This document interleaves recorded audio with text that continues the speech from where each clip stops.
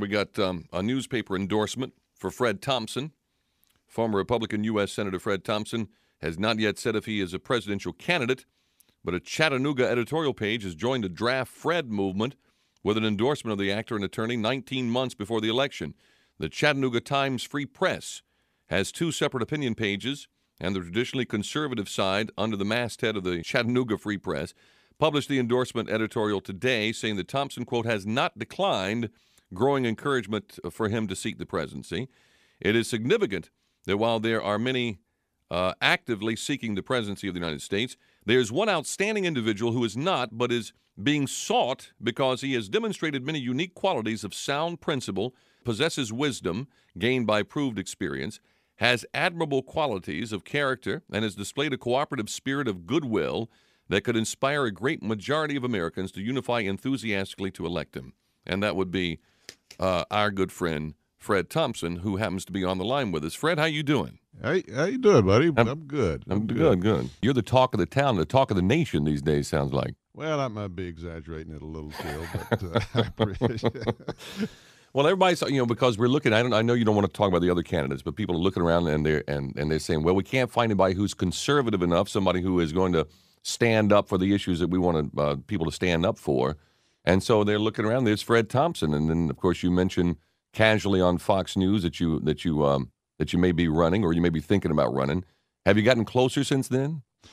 Well, I said I was going to take the steps necessary to put me in a position to make that decision if I chose to do so a little later on, Phil, and I'm doing that. There's a lot to it, as you can imagine. It's a probably the largest undertaking that a person can engage in. Part of it's professional. I've got two jobs right now, and the Law and Order show will be over for the season, and my contract will be up here in a couple of weeks for one thing. And as you know, I've been filling in for Paul Harvey on the radio and doing some other work for ABC Radio. Those are things that have to get squared away, and you got to do justice to those things, and of course I'm gonna do that. Thinking about the things that you need to think about, not just your personal life, which is very important. I have a young family now, and I'm not going to leave and have them not see me until the campaign's over. That's got to be worked out. But the question, the inconvenience and the difficulty and the practical side and the financial sacrifices and things like that really do pale in comparison to the prospect of being able to have some impact on the future of your country and the direction that you go in. The ability to be the leader of your country during perilous times. It's not for me about being president as much as it is about being able to do things that only a president can do during the times that we live in. That'll determine the kind of world that our kids and grandkids will grow up in. Well, so I think that's what's so appealing about things you. Things that are not done lightly. That's what's so appealing about you with a lot of folks. I mean, people looking, Fred doesn't want to get in because he's a politician. Fred's not been running for president since he was 16. Fred's out there doing other things. He's got another life, but he really wants to change the country and help us move in the right direction. Let me ask you about one of the big issues that we talk about on the show is illegal immigration. I know you've talked about that in your commentaries. We've got a plan that we call Demagnetize America, and what that entails is a $20,000 fine per illegal alien for the employers who hire these folks, because what you got to do is cut off the magnet, and also cutting off the magnet when it comes to government services.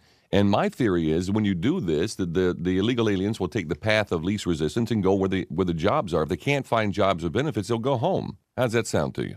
Yeah, I think that if you do not have the lure there, that a lot of the problem would take care of itself, and a lot of people would choose to do that.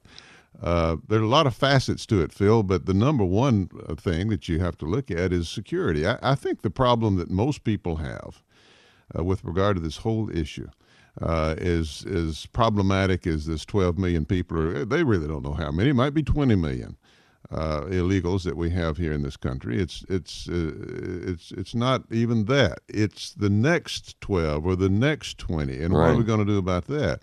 Most people feel like they were sold a bill of goods back in 1986, I guess it was, and said, well, okay, we'll take care of the security problem. We'll take care of the border problem.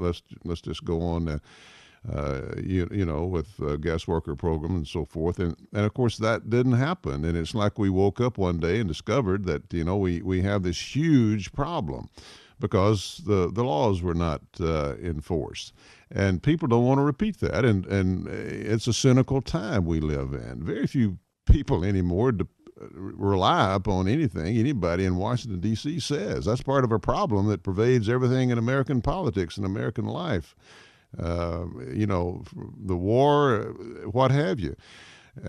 So we have got to assure the American people, I think, that we're not going to have this problem, this magnitude in the future. I think we're doing better, apparently, but I noticed a place in Tucson, Arizona, the other day. They say they're arresting 2,000 people at the border down there a day still. Unbelievable. And we've got to do something about that. Then these other problems, while there are no perfect solutions, we can get together and deal with that. And I think cutting down on the lure, as it were, is certainly something that needs to be looked at seriously. Now, let me ask you one more question. I know we're short on time here. In Tennessee, in Lawrenceburg, in your hometown, they were going to name Highway 42 after you. It's where your father's car dealership was, and you put a stop to that because you didn't think that was a very good idea. It wasn't a dealership; it was a car lot. Okay.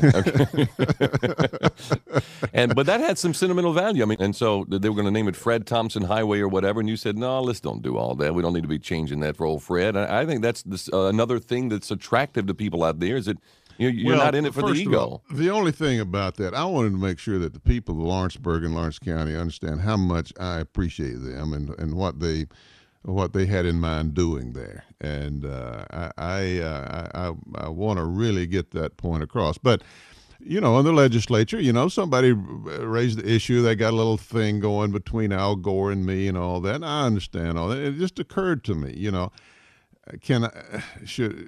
as far as I'm concerned, if they don't want to name another thing after another politician or former politician, especially one that's still alive and kicking, it would suit me fine. And, I didn't build it. I didn't pay for it. The taxpayers did. And I don't want the spectacle of having to argue over, naming something like that for me, even though absolutely has sentimental value and that place is important to me. But it's going to have just as much sentimental value the way it is now. As if they had named it for me. So I asked them just to withdraw, that, and let's get on to other things. Yeah. Now I got one last thing for you, and that is when you announce. I hope you announce on this show. I don't, which would be great for us. But I got a VP candidate for you. How about J.C. Watts, Thompson and Watts? Hey, J.C. is great. American, and I have the greatest respect for J.C. Watts. He ought to be given serious consideration by anybody. Well, I'm telling you, Fred, if you get in, you're unstoppable, in my opinion. I don't see anybody else out there who can, and you're the only one who can stop Hillary. So the people are telling me every day we need Fred, so we need you to hurry up, make a decision, and get in this thing. Let's get on with the business of getting back on the right track. Well, I appreciate it, and you got your eye on the ball, and we all have to. It's not just a matter of winning a primary; it's winning the general election, and we've got to, not get our oxes in a ditch during this primary. We got to stick together when this thing is over with and win this general election. Well, good. We're looking forward to your announcement, Fred. Appreciate you coming on with us. Thank you, buddy. I appreciate it as always.